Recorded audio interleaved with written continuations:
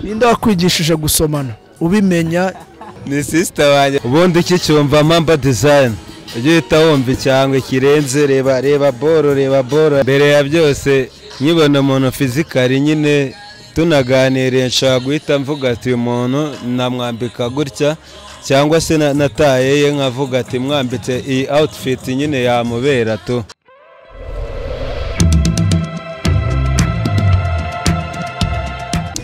Yes, alright, nk'ibisanzwe murabizi mubanze murebe munyacyangwe ubicaye iruhande bamwita Mamba. Nagiye mukuriyo yose araje abibwirire kabisa. Ewana Mamba, salama bro. Ni BBM TV wahageze. Ewana nje niwe naba ngombwa reka nkwegere gake kugira ngo abatura Rwanda badukurikiye. Ewana ariko ngo wansohokanye Dekeza. Nagusohokanye Dekeza, tugomba kwinjira mu weekend tumeze neza. Dekeza hotel ameze neza cyane. Hano ni hotel y'aba boss man. Ameze neza.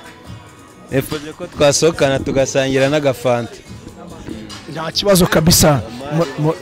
Ya kabisa. Murabyumva rero, fanta babaye bayinyemereye nonaha ibyacu nibibeshya kuri BBM TV nta n'umutima mubi. Wumve ngo ewana ibintu ni show kabisa. Aha, alright, reka twashere tumanuka. Mamba muzi wambika nibyo kirimo cyaba arabiretse tuve mu mwuga? Man, nibyo nyirimo. Ndewana mbikora nk'akazi na gahunda yo kubivamo. Ubundi iki cyumva Mamba Design ujye uhita wumva icyangwe kirenze. Reba boro iki ni icyangwe na cameraman amanura icyangwe kuva Mamba Design. Uzamure urebe isaha, urebe ibintu byose. Ndacyacuruza imyenda, ndacyambika abasane. Ewana ibintu byose. Ugane ni hehe? Ngiye nkorera ku Gisozi kuri cafe ku cyapa KG 16 kuri avenue ya 40 naho ngaho kabisa. None Mamba uraza kumfasha, abantu tugiye kubwira na abantu bakunda kureba face zanyu, sibyo? Uvuga ngo urafokasinga kidogo bo bajye bakwirebera ntacyo nje baramaze ntago ngo bakinyeneye. So Mamba, umwuga wo utangiye ryari wiyumvamo ko ugomba gukora ikintu kijyanye no kwambika abanyarwanda ndetse n'abandi bantu muri rusange? Nje ni ukuvuga nakuze nkunda kwambara neza, nakuze nkunda imyenda mbikunda cyane. Ndavuga ati n'ubundi reka nzabikore nk'akazi none mbikore nanabicuruze. Ariko ubucuruzi bw'imyenda nabwinjemo mu 2020 ndumva ngiye kubimaramo imyaka 4. Ni ibintu nkunda ngiye noneho byageze aho ndavuga ati kuba mbikunda noneho reka ngerageze mbikore nk'akazi. Binaramira mano babema imifungo tu nibyo binonze. Nge ndi umujene bihagaze w'i Kigali kubera icyangwe nyine tu byaramiriye kandi ni ibintu nakoze nkunda tu. Gusa ikintu navuga ibintu byose umuntu akoze ashize umutima bimugendekera neza kabisa. Byanyendekeye neza, nta kintu nshinja Imana kandi ndabikora n'abakiriya banye ndabizeza ko none nzakomeza kwa service nziza, ibintu byose bizagenda neza. Alright, hari igihe wambika umuntu akavuga ati ibintu umuntu anyambitse ni ibintu bimeze bite? Ese ko mbona naberewe, ukora iki kugira ngo wa muntu aze muri ya shusho ya Mamba bavuge bati koko nahatambutse babone ko kuko ari Mamba wamwambitse? Ukora iki? Ni iki wowe nirihe banga wihisha? Ye banga ririmo mbere ya byose nkibona umuntu physically nyine tunaganiriye nshaka guhita mvuga ati uyu muntu namwambika gutya cyangwa se nataye ye nkavuga ati mwambitse iyi outfit nyine yamubera tu. Rero ngiye nyikubona, ngiye ngira imyenda itandukanye y'ubwoko bwose, ngiye tukiganira nyikubona physically mitamenya ukuntu ndi bujyanisha ibintu kandi bikagenda neza. Abajene bose nagiye nambika, hano hari n'abandi benshi uraza kubabona nyine. Ni nk'impano navuga umuntu aba afite akareba umuntu akamenya ati nimwambika gutya biramubera. Iyo umuntu nambitse rimwe biba birangiye n'ubutaha ntago yajya ahandi kabisa.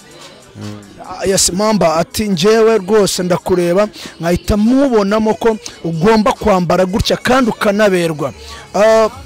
Ni igihe kingana iki umazemo muri uno mwuga? Ese bimaze kugeza kuki ugiye guha abanyarwanda isura n'ishusho y'ibintu wagezeho kandi ubigeraho ari uyu mwuga ukora.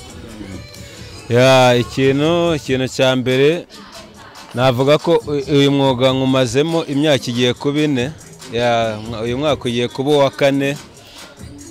hanyuma ikindi bintu nagezeho ni byinshi bro, ni byinshi tu meze neza, ntago byose nabishira hanze abantu bakumva ari nko kwikina, ariko urabibona ko meze neza tu, ndi umujene wihagazeho. ibyo nagezeho ni byinshi, narebe niba ngombwa nabyo tuzabigarukaho mbibabwire tu. Ni amafaranga angana iki umuntu yaguhagurutseho nyavuga ati ngiye mpagurukije Mamba cyangwa we ntunabigendera ashaka ko mwambika cyangwa mind business ubwo kugira se ngo mbonane nawe cyangwa bisaba ko we ni gaciro kangana iki kambishyire muri buno buryo, ni gaciro kangana iki umuntu abizara abantu ujya kureba ugasanga ngiye na konsomye biruta uko wenda ntari no kukonsoma iyo uvuga uti reka ngusange. Ese we barakwisangira cyangwa kwa system abincura abagana? ngiye ndabagana, ngiye ngira inshuti nyinshi bya hatari, ma brother Derek uriya na mukoboyi wanjye n'abandi bakoboyi benshi. inshuti zanjye ndazigana tugahura, ariko nanjye barangana, nanjye baransura tugasangira. mane ntarebe tu, ngiye nta kintu bisaba wenda ngo amafaranga ngahe. mane niyo kaba n'agafanta gatoya k'igihumbi ngiye twagasangira kandi nyishima. ngiye inshuti zanjye zimpaye time nyine zikifuza ko tubonana, ni iby'agaciro, ngiye ndabyubaha cyane. nta kintu byagendera ngo mpagurutse, kiretse nafite time wenda simboneke, ariko mfite umwanya ntago nakwanga kumitinga n'inshuti zanjye kabisa. Urubyiruko muri no minsi rufite ubwoba bw'ukuntu rugomba gutangiza business, bakiheba. utibye iwabo kugira ngo urabizi utuntu bagenda bahura nabo, utibye iwabo ategereza ko iwabo hari ibyo bari bumuhe mu mafaranga ya capital. ni iki wababwira kuri kano kantu? niye nyunganizi washyiraho kugira ngo bumve yuko bashobora kwikora business yabo, ariko nabwo ishobora kuba ivuye mu mutwe wabo, ariko nanone ukanababwereka inzira banyuramo kugira ngo babone cya gishoro biteze mu bindi bintu cyangwa ku bandi bantu. Inama ya mbere nabagira buriya gushaka no gushobora. Ikintu cya mbere urubyiruko rw'iminsi nababwira nyine biga ikintu bita gusevinga, kwizigama. Basevinge, urubyiruko rw'iminsi rukunda gutwika bya hatari, ni kwa kundi usanga nyine mwebwe mwige gusevinga rubyiruko we, mwabana mwe mwigomwe mugira ibyo mwigomwa mugabanye gutwika mani. Twebwe impamvu tuba twasohotse kuri Dekiza hoteli tukitamo nuko tuba tumaze icyumweru dukora twinjije, tukavuga ati reka dusohoke turuhure no mu mutwe. Rero urubyiruko rw'iyi minsi gushaka no gushobora, ariko nanone ni bya bindi wavuze. Hari umuntu nyine ushobora kuba tuvuge wenda ukora nk'akazi kaguhemba nk'ijana ku kwezi, ugasanga mani agiye mu kabari ijoro rimwe akayatwika yose akayamara. Rero nta kuntu wambwira ngo nubwo yabitekereza gufungura business, ariko nyine biba bigoye tu. Icyo bisaba ni ukwigomwa, sibyo? Rero iyo uzi icyo ushaka kugeraho, hari bimwe wigomwa kugira ngo ubigereho. Urubyiruko inama narugira nibige kwizigama, bagire bimwe biyima, n'icyo gishoro bazakibona na business bashaka bazayifungura kandi bizagenda neza. Yes, tunagana ku musozo, ariko mbere yuko nanajya ku musozo hari igice cya kabiri njyangira cy'utuntu n'utundi narakijyamo. Hari ikibazo nenda kwikwibariza. Umuhanzi bita Gisa Cy'Inganzo uramuzi? Aha, nta muntu urakubwira ko mwaba musa? Wapi tu, ariko no muci wanjye mani ngiye Gisa na manega wanjye ari ko byura mujye no gusa byura uhure n'abantu bwatura mutipe kumona njya gusanga Gisa Cy'Inganzo. Ni wowe wa mbere ubimbwiye Kaisa, wallahi uranera amashaba. Sanjena nakubona se Gisa noneho yarabyibushye ngiye arabasane benshi ubwo bakunda kumbwira ngo turasa. Wowe umbwiye Gisa hari abantu bazi ko Ivan impano ari mukuru wanjye turasa, hari abantu bambwira ngo nsa na Bulldog sinzi.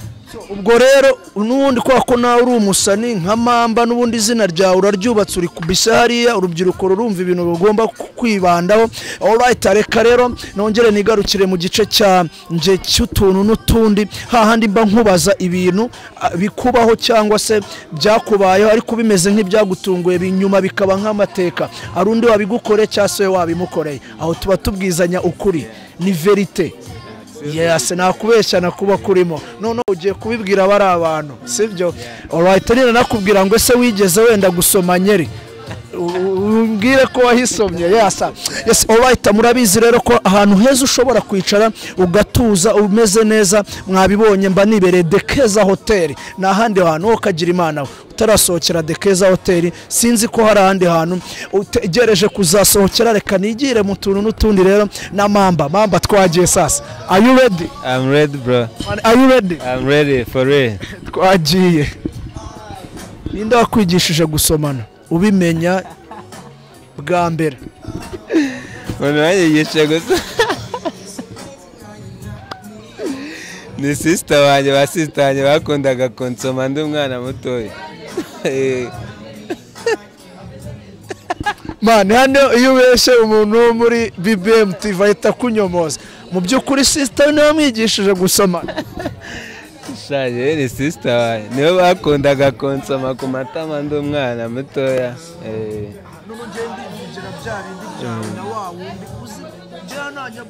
Mbaza ngo warakundanye cyangwa ibiki, mbanzi ko umujene waje n'ibindi n'ubundi abari bubinkorere. Mbanzi yuko n'ubundi yakundanye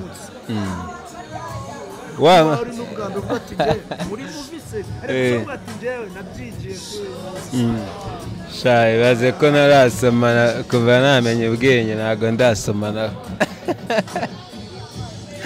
Wallahi njye mama nabiriya bintu birenze tu.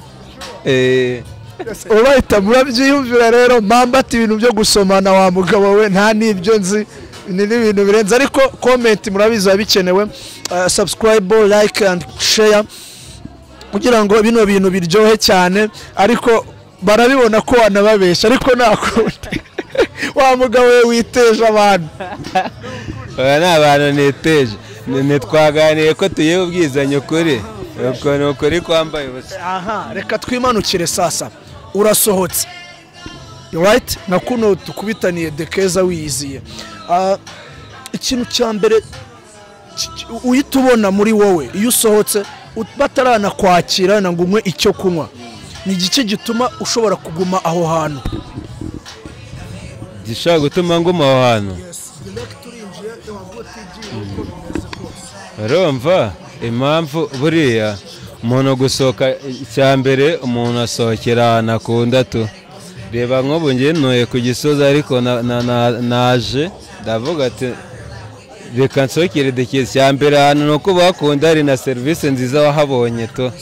Rero wenda badahise bakwakira ako kanya, ikintu gituma maguma n'undi mba nzi ko bambonye, n'ubundi mba nzi ko serivisi nk'uko naje magana nzi ko serivisi yaba ari nziza, mba nzi ko n'ubundi bari bunyakire tu. Ikibazo ntakubaza nzi neza ko wakoze. Ari nanasoza muri primaire, right, wakinyeho umupira w'amaguru byanga bikunda ntibyabura. Ibuka umuntu wakuvunnye, inzika wimaranye igihe kingana iki? Ibuka cya gitipe mwakubitanya ugatumvurnye umurundi wa mureze ukumva umugiriye no kwishaza. Mane ntago byabura, etambe yiye kwisha n'ubu ntago namwibagirwa. Niyo duhuye ndabimwibutsa ndamubwira ati waronyishe wa kintu, ariko aba ari iby'ubwana ahita birangira, nta bundi bugome mugaciringa uwo muntu. Tugaciringa n'inshuti yanjye, ariko naramwangaga mane, yaramvunnye byatari, njya kwiyungisha haboro ariko mane byari birenze tu. Banyambitse na sima, byari birenze ariko nyine nuko aba ari iby'ubwana, nta rundi rwango nyine tu, ni ibintu bibaho nyine. Alright, reka ngushimire rero Mamba, ariko nanone ukibutsa abantu imbuga nkoranyambaga zawe, Instagram kuba witwa Inevano. Hari umuntu ushobora kuvuga ngo nkorera ariko nayitahaza akaba wanamuderivaringa, nabyo ngira ngo wabitubwiye ko na derivaringa, so uwo muntu akaba akoresha imbuga nkoranyambaga, bakubone gute, bagukure kuri Instagram yanjye? Instagram yanjye, account yanjye ni mamba_design01. Ubwo kuri Facebook ni amazina yanjye ni Mbasha Peter. Bindi sinzi niba na nimero nkore. Nta kibazo niba ntacyo bigutwaye. Nimero ya WhatsApp? Nimero ya WhatsApp ni 0787920135. Mukomeze mu following no kuri Instagram yanjye, murebe ni muneze n'imbere, mukomeze munshigikire, nanjye ndirede kubahereza ibintu bimeze neza kabisa. Saint Valentin, nje buri muntu wese ndi kumubwira ko turi mu kwezi kwa Saint Valentin, wabimenye nabonye yakubisemo akantu gatukura. Byo witeguye kabisa? Ndabyiteguye cyane uriya munsi. I'm ready kabisa, ndi ready, nzaguhereza imyenda imeze neza. Ewana kabisa, kuvuga nutabona abantu byibura batanu bavuye gwari uko nakuremeye musaza gera gutya mwana yamana. Asante rero yamana, nk'ibisanzwe reka ngushimire wadukurikiye, wakurikiye ikiganiro nagiranye na Mamba Designer guturuka ku Gisozi kabisa, mugereyo mu muteza imbere nawe. Ewana ibintu bye bemeze neza cyane, nanjye mu minsi iri imbere kabisa muratangira kubona, ntabwo nzarirwa mbabwira uwanyambitse uzajya uhita ubyibwira. Dukorera hano The Keza Hotel, hagere kabisa bakwakirana ubwuzu. Utibagirwa gukora share, comment, like and subscribe kugira ngo imbuga nkoranyambaga zawe zose ibi bintu bigende bihagera. Alright, ndabakunda cyane. Ni Omar the Promoter, naho butaha.